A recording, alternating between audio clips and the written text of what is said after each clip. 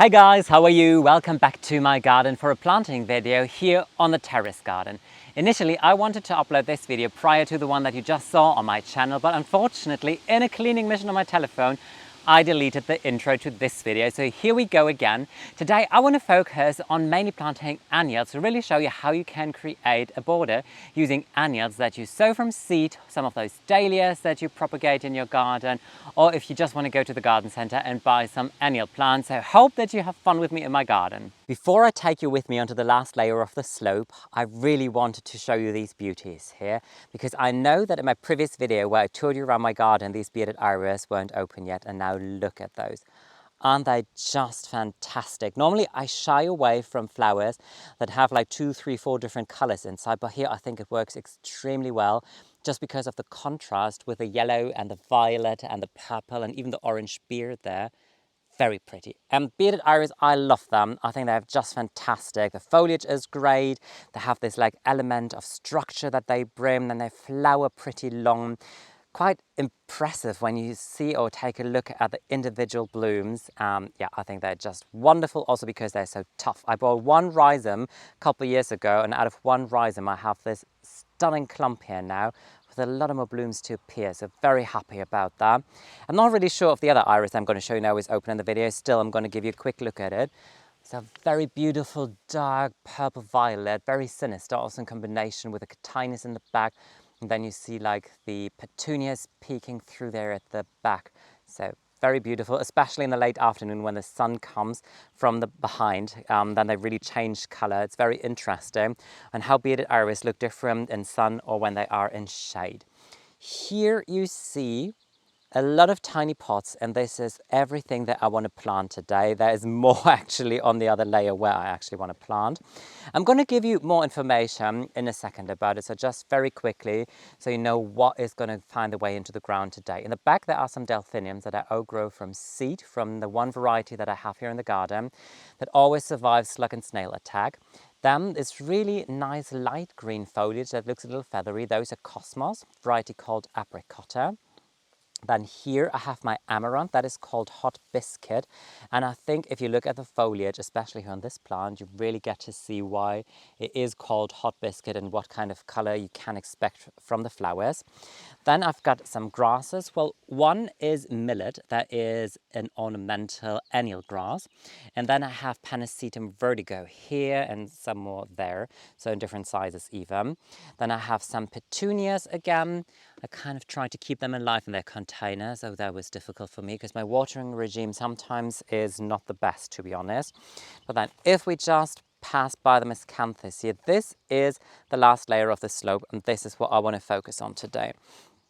So you can see that the entire back of the garden was a slope initially, and I laid it out into terraces, so I try to really call it now the terrace garden. What I did too is I came in and I mantled all the terraces, well, but the last layer, as you can see here, now with wood, and the top layer still. So everything in the middle is mantled, but the top and the last layer. What I do too is, and I come with wooden boards, I put them on top of there, and then I ran out of wooden boards, so there, as we run towards the back, you can basically still see the plastic behind it, the landscape fabric. But I think it is still a big improvement to how it was before, because especially if I look at it now, from angles like these here, it looks very pretty. I mean, just look at it. Imagine it with blooms and grasses and color. I think that this will be a really fun space. What I want to do different though this year is last year I planted it so that there was still a path, where I could walk along. And I don't want to do it like this year. I don't want to walk here. I really want to plant up the entire space so it is filled with blooms, which I think will be really fun. I have some dahlias here that I will put here in the ground. This is totally tangerine. I started all my dahlias in pots this year, and I think if we just already take a quick look at it, they look fantastic, don't they? I mean, what a lovely, nice bush it already is. Then yesterday I bought 3 agapanthus because I needed to have them and I thought that they will be really lovely. They have a label, so I can give you a name. I hope that that is the name, by the way. Amourette Blue. Because they really have a lot of like orangey and burned biscuit tones here for this area. So I thought, oh, I really might need at least a little bit of blue as an accent in here. Then I have, okay, if I just step back quickly, there are some perennials already in here. So I have one clump of Veronica in here. There is a second one in the back. They will flower pretty much in a month from now, I would say, in a nice violet tone, and they will grow maybe 50 to 60 centimeters in height at most. So maybe 20 to 24 inches. In the back, there is a perennial. Well, I just know the Latin name is, I think, called Strobilanthes, if I'm not wrong. I discovered it in the public garden. I was quite impressed by it. It flowers pretty late and it grows almost into a shrub, where I thought that this is quite cool.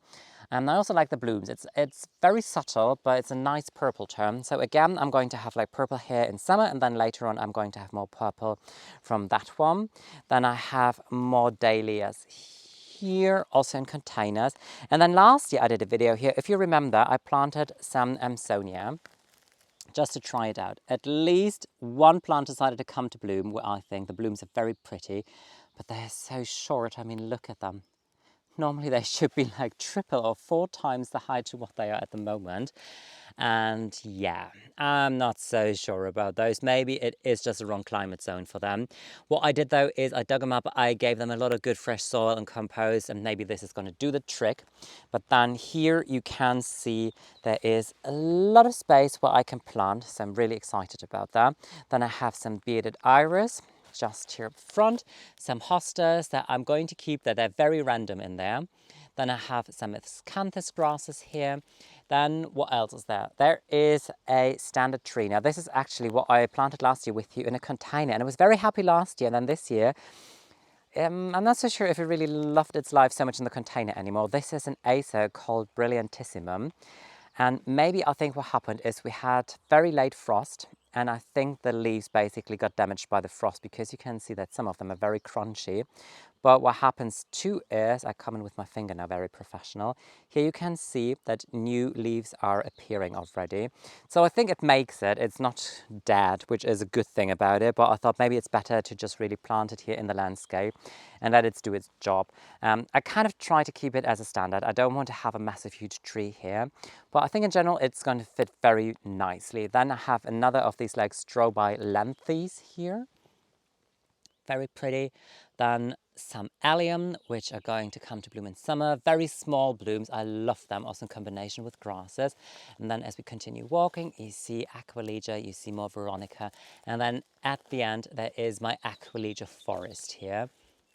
Isn't that just pretty? All of them, they were volunteering from seed in the upper garden, and I all transplanted them here into the back, and I think that they are so pretty here. Couldn't ask for more. So yeah, this is the area that I want to focus on today. Here in the back you see the landscape, open landscape, the farmland. And here we go. So what I'm going to do now is take the plants and give you some information about them, and then I'm going to distribute them and make sure that it's going to look nice and that they're spread evenly throughout this entire area. In a nutshell, these are the plants that I want to put in the ground today. So I have a really nice blend of tender plants like the dahlias, the agapanthus. I've got some annual grasses like the millet and the Panacetum vertigo. I've got one biennial foxglove. I've got perennials like the delphiniums, and then I have 2 annuals like the amaranth and the cosmos.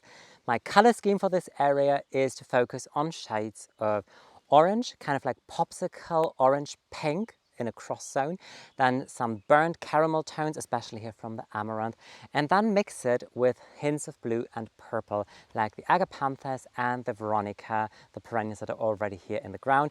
Also the nice steely lilac from the delphiniums, but they're so young, I don't think that they will come to bloom this autumn. I think next year will be their time to shine.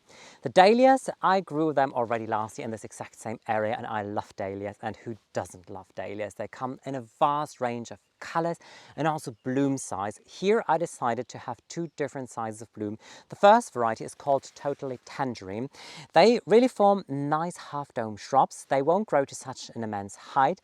The flowers are on the smaller side too, but they produce a lot of blooms, and that really gives an amazing impact. The color is, well, totally tangerine. It is a tangerine that is on the pinkish side, so really what I love about orange, when it looks like yummy, like a popsicle.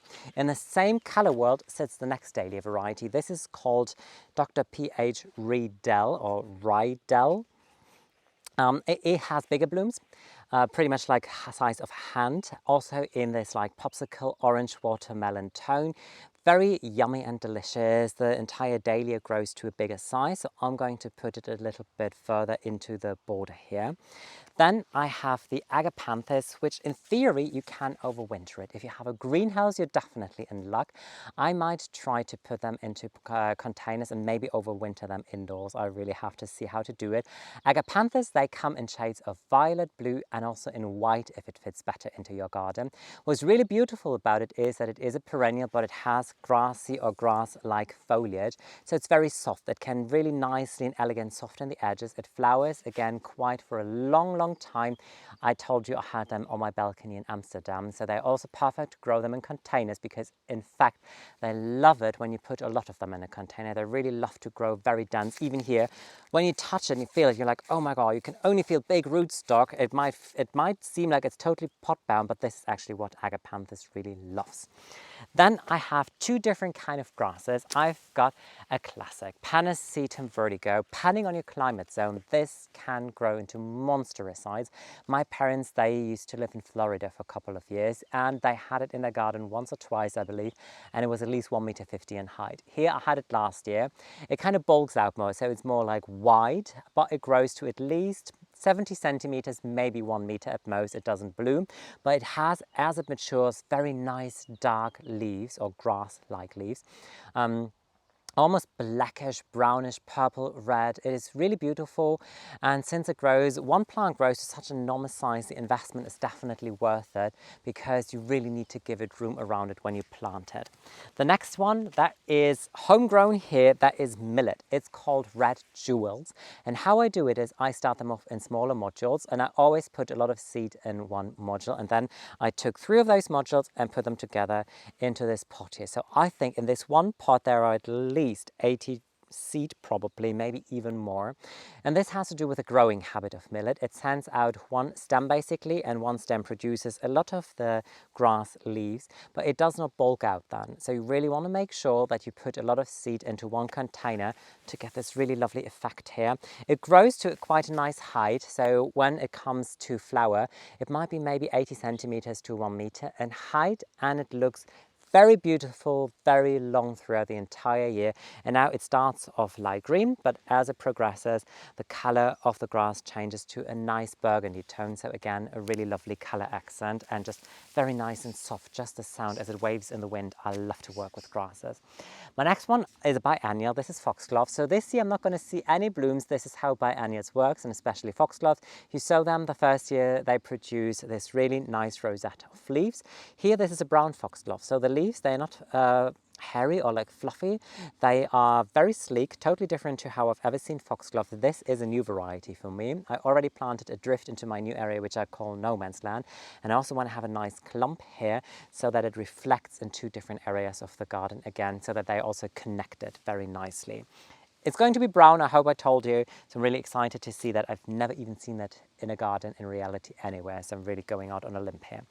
This is delphinium. Delphinium, I love them, but they're a magnet for slugs and snails. Oh my God, how many plants have I lost already in this garden? But I have one which kind of pulls through every single time. And last year I took some seeds, I sowed them. So I managed to have maybe 70 plants that I brought through winter. Then some of them fizzled out, some others were eaten by slugs and snails. And everything that finds a way into the ground now managed it, and they are sturdy, they look good. I don't think that I'm going to see flowers this year, but next year. The beauty is there is one delphinium up there on the third layer of the terrace garden. It's going to come to bloom maybe in a month, 2 weeks maybe. Let's see how the temperatures are going to develop. I already put more of my seedlings there, so I have a clump there, and then I'm going to have another clump here. So again, that it reflects in different areas of the garden. Now my annuals, one of my big love affairs in the garden is growing annuals, because growing annuals allows you to change the picture and the color concept of different garden rooms every single year. This year here again, I focus on tones of like orange and tones of copper and biscuit. This is Amaranth Hot Biscuit. Amaranth is one of my focal plants in the garden. I have a red variety in the upper garden. So here I try something that is going to be like a burnt biscuit color. The one thing that you want to do with annuals to see if they're ready for planting is to do this, tip them over, lift the container, and you see the roots are strong and nice and they hold the soil. This is a perfect site. They're not pot bound yet. Even underneath it, the roots are looking really lovely. I water them very frequently, always well, so they're not mushy, there's no mold, they're very happy plants, and it is a perfect time to put them into the ground now because they're really longing to get more energy. They will grow 1 meter to 1 meter 50 in height, which means that they will go closer to the fence section here, especially in my back, and then maybe just in your back, because the vista really is from my back all the way along here. They might also come a little bit closer to the corner, but I have to see, I'm going to distribute them. You can already see, by the way, when you sow amaranth, that the color of the stems and the seedling on how the flowers are going to be most of the time. The red amaranth has like really nice red stems, and this one here really has a yellowish, orangey kind of stem. Then cosmos. Who can resist growing cosmos in the garden? I mean, come on, honestly, they are just perfect, happy flowers, and they again come in a vast range of color, like white, blush, pink, red, doubles, singles, yellows, and this here apricotta is a peachy tone with a pink center. Normally when it comes to cosmos, if you grow them indoors on your windowsill, what they very likely do is they skyrocket, and then you have to come in and pinch them at the top to encourage them to produce side shoots. This year I grew my cosmos different. I sowed them all in seed trays, kept them outdoors under a cloche, and I did that I think in beginning mid-April. They germinated well, and then roughly 4 weeks ago I separated them, potted them up, and this happened within 4 weeks, and they are ready to go out in the land now. They have produced really lovely side shoots already, so even without pinching, and there is not this typical thing of growing something indoors where they skyrocket and they produce a tiny flower and then they kind of just, okay, flowered, I'm done with them. Again, if we just tip it over, lovely root system, very strong and robust, so again, perfect to put them in the landscape now. They can grow up to 80 centimeters in height. This refers obviously to the blooms. Like cosmos, they have this nice feathery foliage shrub underneath, and then they send these like really nice flower spikes up. The way that I will do it now is that I will take all of my plants and distribute them, try to distribute them evenly, look at it from all different kind of angles, also from my bench up there, to make sure that it's going to look nice throughout the entire year, because once it's in the ground, it's very difficult to transplant, and I'm not going to do it. When I plant it, as always, and I'm just telling you now, I'm not going to plant together with you, I'm just showing that I do it. I plant them dead level as they are in these containers here. In the planting hole goes a good sprinkle of organic bone chips because they break down to nitrogen, and in the long run that feeds your soil and also your plants, so they should be very happy with that feeder. I think it's the best way on how to fertilize a soil, and it is an organic and natural way also on how to fertilize the soil.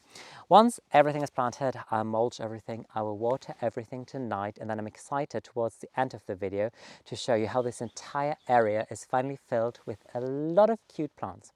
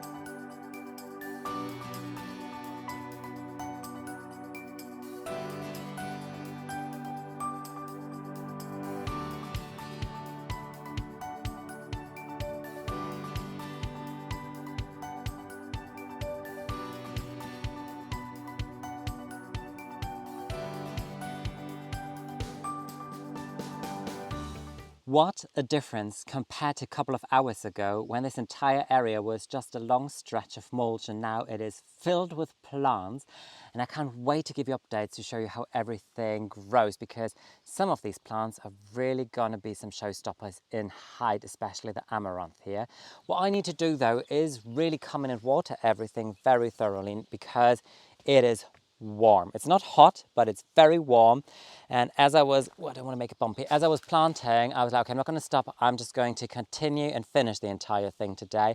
I was frying in the sun at one point, so I just quickly ran inside, had a glass of water, cooled down. Now I'm ready to show you everything. I love it. Dahlias are here, big clump. Here's one at the front, 3 in the back. Then I have the Veronica there, and then in the back, the amaranth. And here you can tell that they definitely need some water. Luckily, I had the petunias because they really provide this tiny blob of color that I need at this time of the year already. Otherwise, they would only be the Amsonia. But I mean, they are very pretty, but let's face it, I mean, you don't see them from the distance and go like, oh, beautiful color. I hope next year that will be the point when I can show you something a little nicer. So if we continue walking in the back, there are 3 Panacetum vertigo grasses. They are also going to really grow in height and size especially. Then behind it, there is a blob of amaranth, again the same variety. In the front, there is a first of 2 drifts of cosmos. So I think that they'd be really nice here as a front plant, because they are so feathery and kind of light and airy. Then the agapanthus, which I have to say, I really love it. I kind of knew that I would love it, but as I planted it, I was like, I need to have more of them. Because first, initially, I quickly just put these 3 pots here, and this is why I left a gap here, because they looked really great when they were here. So I want to have another blob here, and then potentially a 3rd one just underneath the acer. So really, yeah. I need to go to the garden centre, unfortunately, again, to buy some more agapanthus. So everybody who has a garden knows that feeling. But I think that they are just an amazing perennial. They have a lot of things that you really want to have in a perennial. They have this really nice grassy-like foliage, which gently waves in the wind, then these like elegant stems, and then topped by these blooms that open bit by bit, in blue, also in white. So very, very beautiful. Just in the back, there is a nice big blob of delphiniums. Now comes my shadow, but that's how it is. This is how the plants look. So this year, I really don't think I'm going to see a bloom in September, but maybe next year, well, hopefully next year. Then more cosmos here. Then here are the really nice petunias. They age so nice, don't you think? Look at that. It's always difficult with the sun, obviously, but they open in a violet or in like a purple tone, and then they age in this like very light violet, almost like whitish. So really happy with those. Then the millet looks so nice. Even the big containers, the roots went all the way down through the container. So they were very happy. Very good that I potted them up. 3 more dahlias here in the front. Then in the back there is 1 more panacetum. Then this is also where I put all of my digitalis or foxglove. So there is a nice drift here. More of the amaranth here, and in the back, just behind the alliums. Cute, aren't they? So many cute little flower buds. They will flower really nice. And there are 2 more Panacetum vertigo, because they're also going to grow in height and width, and I think that they'd be just really nice as a backdrop. There is a little more room here at the end where I'm not quite sure what to do with that. One thing I quickly wanted to show you, because in the beginning of the video, I showed you that kind of random in the middle of this entire border, there are the hostas. But now, since everything is planted up, I think it's kind of nice to have the hostas in the middle. It kind of just like breaks the pattern. And traditionally, if you plant a border, you always have like the tallest plants in the back, the shortest in the front. So you have this like effect of like a growth in your border. But this is not a border, really. This is like a terrace garden, or it used to be a slope. So I think you can plant things a little different. You can have these like highs and lows and kind of like a wavy effect. And as I already told you in my last video, the perspective just changes completely. Like normally I would never look at millet like from here. I would always look at it kind of just like from above, and now it is suddenly on eye level. That's it for today's video. I hope you get to see this beautiful rose in my back here. This is Rose Therese Bonnier, and it is heavenly scented. So having a rose like this close to a seating area in your garden is a perfect idea. So you can believe that sitting here on my bench is just amazing at the moment. And I really think that this is an amazing and perfect rose. Not only is it a picture perfect pink, it is a very sturdy and robust rose. no disease, like the leaves are always lush and green, there are no spots on the leaves, it always comes back vigorous after the winter, and even though the flowers are double, you can see the pollen. So a lot of double roses, they have so many petals that the bees can't fly into the pollen, and here they can. So I think it's picture perfect. What else is picture perfect, by the way, is this here, steely blue salvia. I saw this in the garden center the other day and I thought, I have to have it. I exactly know where it's bound to go. So another planting video is definitely on its way, but before that happens, I hope that you enjoy today's planting video, because my intention today was really to show you how you can create border in your garden by using a lot of annuals. You don't always have to use like shrubs and trees and perennials and ornamental perennial grasses. You could really have a lot of fun with annuals. I put some perennials in there now, kind of as a framework, so I can always build around it. And then the lovely thing about the annuals is that if you don't like it one year, you can just do something completely different next year, kind of like a painter that doesn't like a painting. You can just take a fresh brush full of paint and paint with different colors next year. And this is how I see this area. So thank you so much for watching today's video. Thank you if you subscribe to my channel. Thank you if you give me a thumbs up for my videos. And I'm really happy and I'm looking forward to welcome you next time around in my garden. Take care, guys. Bye.